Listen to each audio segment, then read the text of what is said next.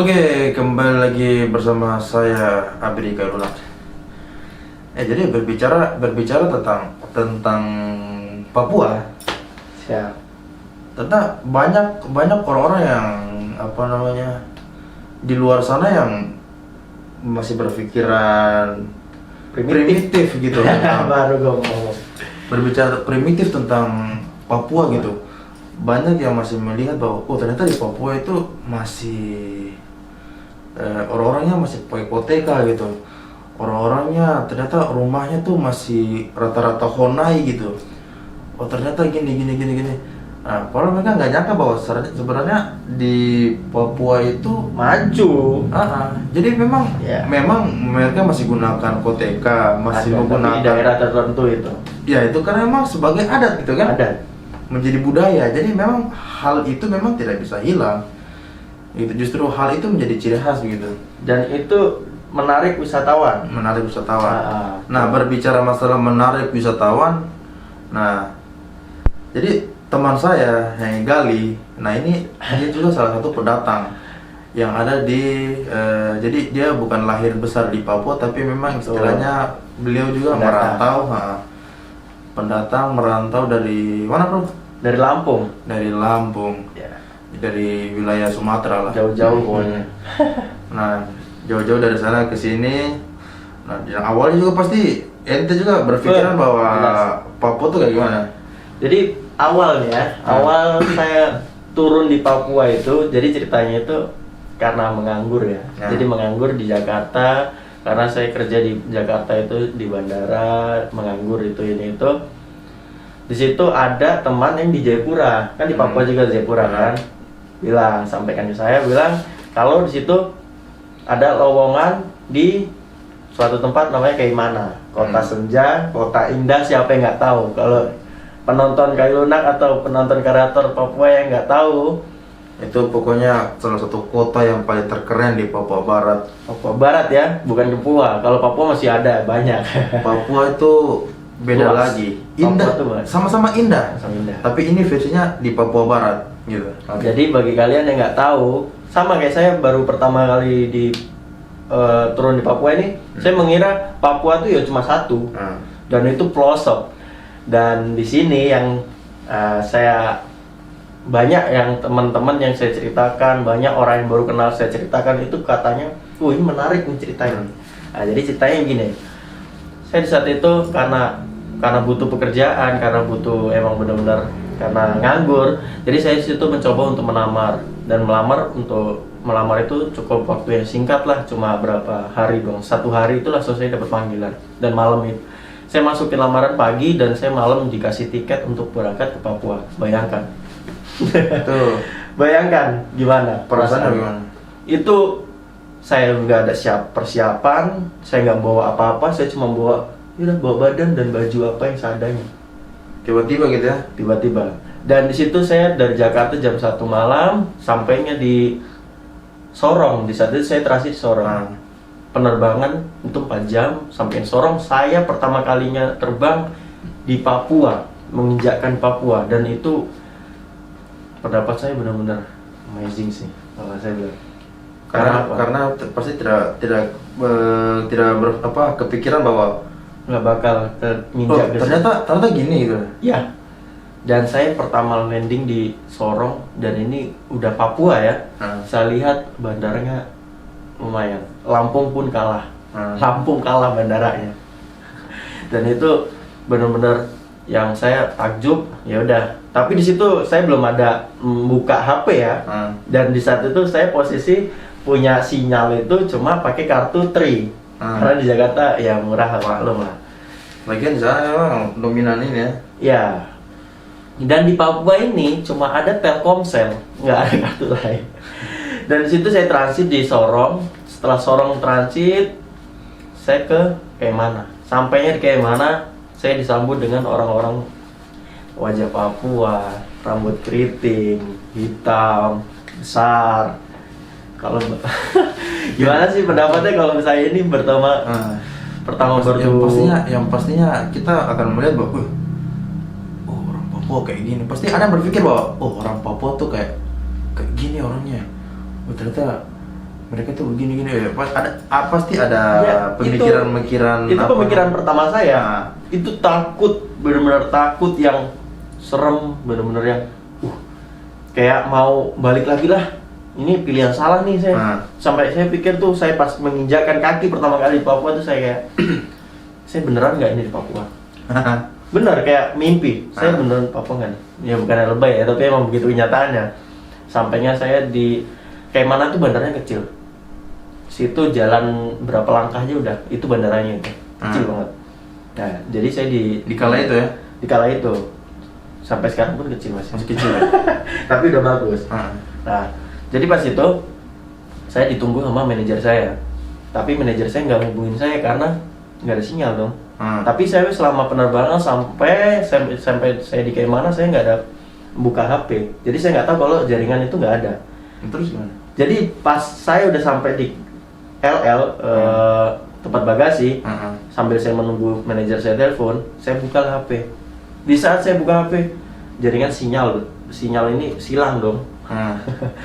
Dan apa yang terjadi, saya panik di saat itu. Orang Papua semua muka serem lah kalau menurut. Di situ sampai akhirnya saya nunggu sampai habis, nggak ada orang, cuma tinggal satu orang ibu-ibu rambut keriting ya Papua lah. Jadi saya memberanikan diri, saya bertanya, bolehkah pinjam HP? Karena kalau mau nggak mau saya harus pinjam HP dong untuk nelpon kan. Nah saat itu ya udah saya tanya, Bu, bisa pinjam HP kah? Dan jawaban orang pertama kali itu saya sampai sekarang masih ingat. Bikin apa deh? Itu logat Papua, dan logatnya nyentak keras, pokoknya takut saya di situ. Langsung diam, dan akhirnya ya udah saya bilang sama ibu itu, saya pendatang ibu dari Jakarta, saya pinjam HP mau hubungin ini. Oh ya sudah, ini dikasihnya HP. Mulai dari situ saya berpikiran itu langsung, oh Papua ternyata orangnya baik. Papua itu orangnya bukan yang keras, cuma keras di omongan, keras di gertakan doang. Jadi kan sebenarnya kalau masalah keras atau masalah apa ya, Logat. sebenarnya gini, kalau menurut saya itu sama saja sih. Kita bukan berbicara diskriminasi. Betul. Masalah jahat, masalah keras atau masalah apa, itu semua wilayah sama. Semua wilayah itu punya ciri khas masing-masing gitu.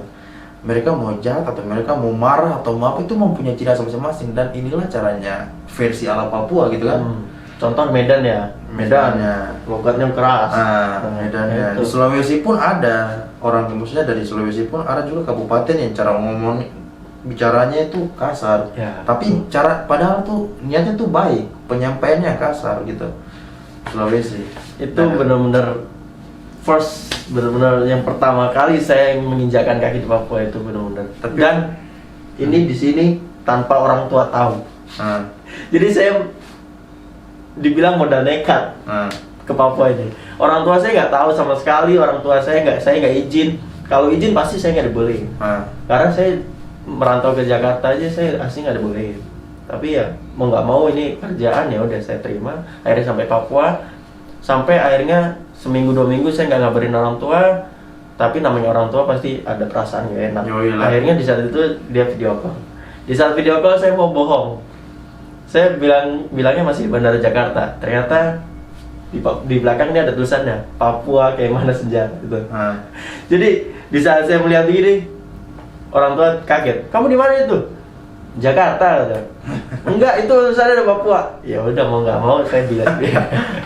Dan di situ mau nggak mau saya bicara, saya jujur. Ya udah, di saat saya jujur, saya ini orang tua menangis. Setelah orang tua tau gimana? Menangis terus yang kamu dari kecil nggak pernah keluar dari Lampung, kenapa gedenya kok langsung ya. Tapi setelah awal merantau begitu, melihat kota Kaimana gitu, kota Senja dengan orang-orangnya yang menurut Eten sendiri gimana? Kalau saya ya tentang Senja kota Senja ini, Kaimana ini, saya pertama kalinya langsung jatuh hati. Kalau mau bilang jatuh hatinya, tempatnya nyaman. Kalau rekomen untuk orang-orang pensiun boleh tinggal situ, karena benar-benar nyaman, orangnya baik-baik, sopan-sopan. nggak ada kejahatan. Kotanya juga cukup tenang ya. Tenang, karena nggak ada kejahatan sama sekali. Di Kaimana itu adanya kejahatan itu paling Minim ya.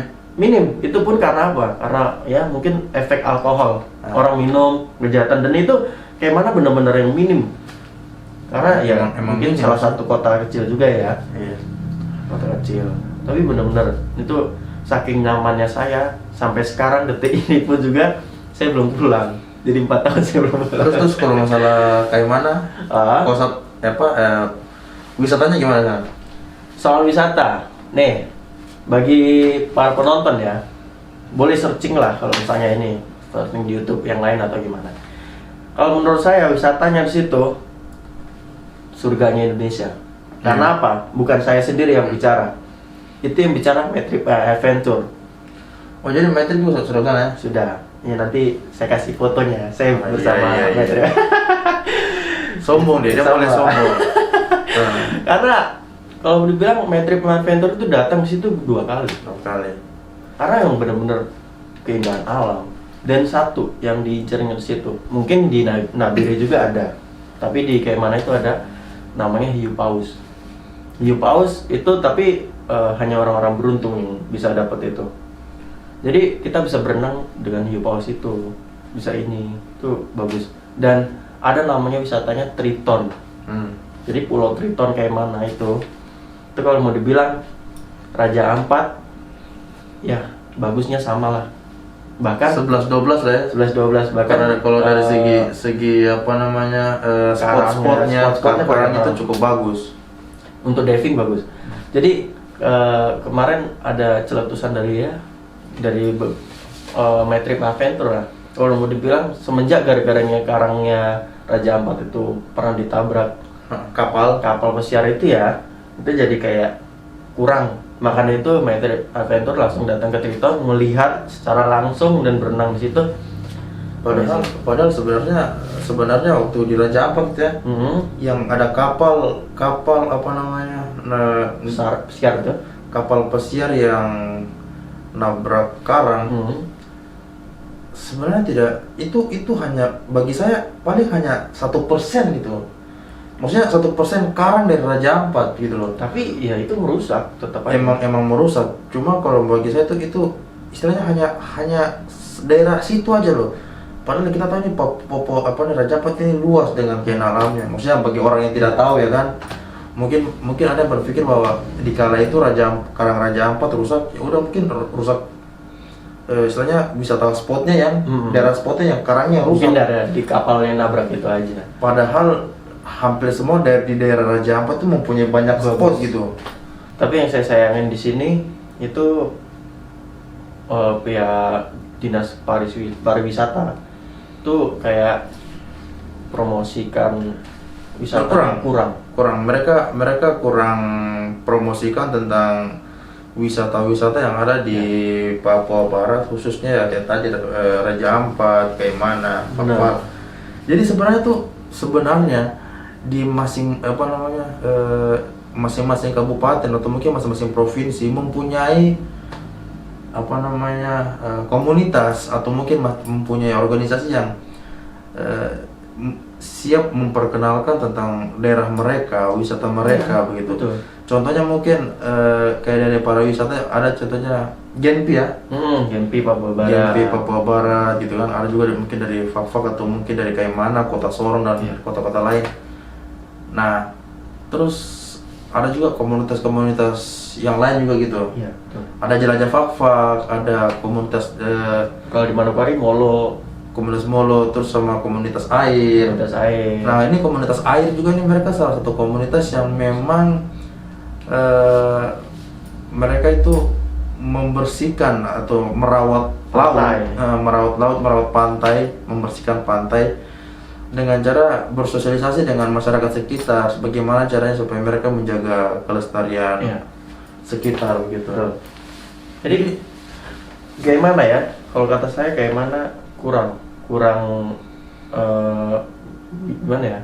Exposure-nya kurang karena memang banyak sekali di tempat-tempat yang keren ya. Nih, kalau mau dibilang tahu nggak Kayak mana itu ternyata sejarahnya Indonesia loh. Sejarahnya Indonesia. Nah itu tuh nanti kita bahas di spotlight. Nanti kita bahas di video selanjutnya ya. Jadi kenapa bisa dikatakan kayak gitu? Salah satunya kenapa orang bisa berpikiran dari mana munculnya sejarah burung Garuda?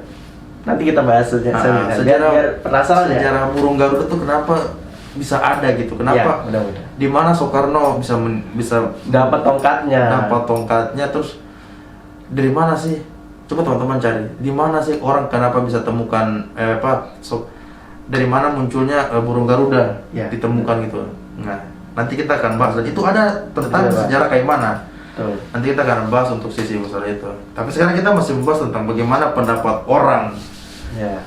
Pendapat orang baru yang menetap di Papua, yang datang ke Papua gitu ya. Kayak gitu tanggapannya. Ya kalau tanggapan saya yang pertama kali itu, bukan saya pribadi lah, pasti semua orang pendatang itu kalau datang ke Papua tuh kayak yang Papua. Bener-bener yang nih sampai ada saya lihat di TikTok gitu ya, yang sampai saya lihat itu ada yang bertanya, di Papua ada sampo nggak? Bener-bener yang pasti mikirnya kayak yang ini Papua ini bener-bener yang pelosok ya. Ada listrik nggak? Itu bener-bener itu di TikTok itu bener-bener yang kayak Papua tuh bener-bener yang pelosok. Sebenarnya itu bukan mereka tidak tahu ya. Tapi secara tidak langsung sebenarnya secara tidak langsung itu tuh yang ngomong kayak itu sudah mendiskriminasikan. Secara tidak langsung itu orang sudah mendiskriminasikan tentang Papua. Ya kita tahu lah, tidak mungkin lah ya. Papua tuh bukan hanya pedalaman bro, gitu. Papua tuh bukan pedalaman, justru karena pedalamannya itu yang membuat Papua indah, gitu. Jadi tidak mungkin semua daratan yang ada di Papua ini itu semua tuh hutan atau apa enggak. Gitu. Jadi tolonglah teman-teman tuh jangan selalu berpikir bahwa tentang negatif gitu ya. Berpikir negatif tentang Papua tuh masih primitif gini-gini. Ya sebenarnya bukan cuma Papua, daerah lain pun masih banyak yang primitif. Masih banyak. Tapi dan kan itu dijadikan sebagai budaya, hal itu tidak boleh dihilangkan. Masalah primitif itu tidak boleh dihilangkan karena itu akan menjadi sebuah budaya, bukan sebagai hal yang dilecehkan, tapi itu akan menjadi sebuah adat gitu kan, ini sebuah tradisi atau mungkin contohnya kayak di Kalimantan, sebuah ciri khas gitu. Contohnya kayak di Kalimantan Dayak tuh ya. Suku Dayak itu pelosok. Yang aslinya bisa gadget masuk bisa, tapi karena budaya dia melarang semua. Terutama kayak macam di Banten suku Baduy. Tuh suku Baduy. Nah itu Baduy luar, Baduy dalam. Jadi masing-masing punya hal yang bagi saya itulah ciri khas mereka gitu. Jadi jangan ngomong bilang Papua itu pelosok. Emang pelosok, cuma jangan bilang kayak emang di sana nggak ada sampo gitu ya. Itu sudah cukup ini ya. Benar-benar menghina. Sudah cukup menghina ya gitu. Kayak rasa gimana gitu. Tapi karena iklan-iklan di TV juga yang menggambarkan Papua ini pelosok, Papua ini keras, itulah. Maksudnya makanya itu pinter-pinter menyaring berita. Bener. Contohnya kayak yang kemarin supaya tidak salah tangkap, nonton video-video kita. Betul. Gitu. Itu kayak yang pernah situ uploadnya sampai di upload di on the spot itu. Kerasnya Papua nih, yang bener-bener yang gara-gara Papua dihina yang itu kan.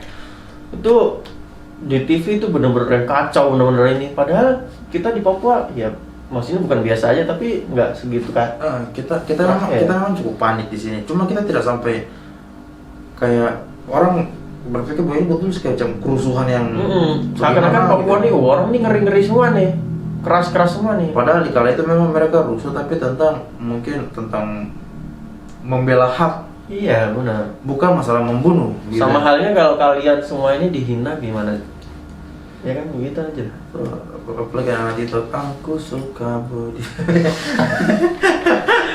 Tapi benar-benar Papua ini kalau mau dibilang Indonesia ini sahamnya juga hampir setengahnya di Papua. Iya. Contohnya nih Timika, Freeport. Itu kalau Freeport nggak ada, benar. Makanya itu orang-orang Papua pernah buat lagu rapper yang itu ya. Itu Papua ini yang menghidupi kita, bahasanya kita di Indonesia. Karena apa? Papua nih dijualnya sama Indonesia. Padahal kalau kita bisa mengelolanya sendiri itu benar-benar kaya ya. Freeport begitu besarnya. Yang pertama gunung gini jadi begini ya. Jadi danau ya gini ya. Dikeruk sampai habis. Jadi Papua tuh kalau mau bilang surganya Indonesia. Ya banyak, memang masih banyak wisata-wisata di luar kayak Lombok, kayak ini. Jangan kira loh di kayak mana juga ada kayak Lombok, pasir pink. Ya, Ada. pasir pink. Ini pasir pink. Di Lombok kan pink beach ya. Iya. Di kayak mana juga ada pink beach. Ada, ya? ada.